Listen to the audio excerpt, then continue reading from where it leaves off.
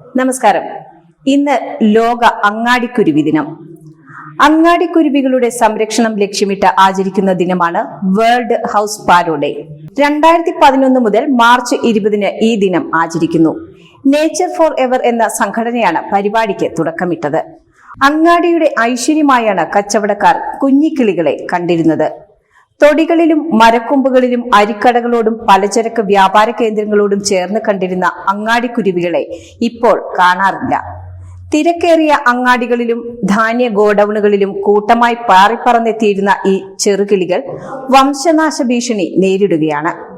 കീടനാശിനികളുടെ ഉപയോഗം, കുരുവികൾക്ക് അനുയോജ്യമല്ലാത്ത കെട്ടിട നിർമ്മാണം, മൊബൈൽ ടവറുകളിൽ നിന്നുള്ള വികിരണങ്ങൾ, ആവാസ വ്യവസ്ഥയുടെ തകർച്ച മുതലായ കാരണങ്ങളാൽ ഇവ വേഗത്തിൽ അപ്രത്യക്ഷമായിക്കൊണ്ടിരിക്കുന്നു.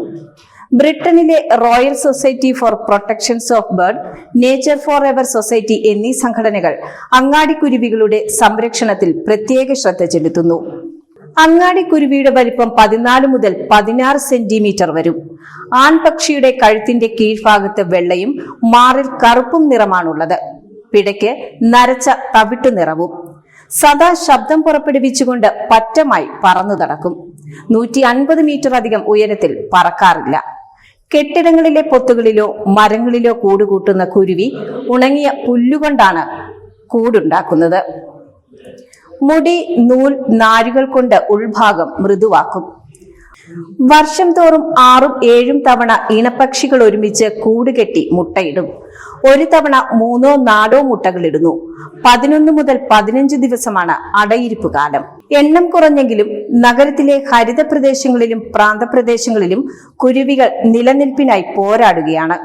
കുരുവികൾക്ക് കൂടൊരുക്കാനുള്ള ഇടവും തീറ്റയും വെള്ളവും ഒരുക്കിയാൽ നമ്മുടെ തെരുവുകളിലേക്ക് ഏറെ കുരുവികൾ പറന്നെത്തും. News, advertising, events, live, branding, social media marketing, media productions, ശബ്ദ ദൃശ്യ വിസ്മയങ്ങളുമായി Idukki live media productions, ITI junction, Kattappana.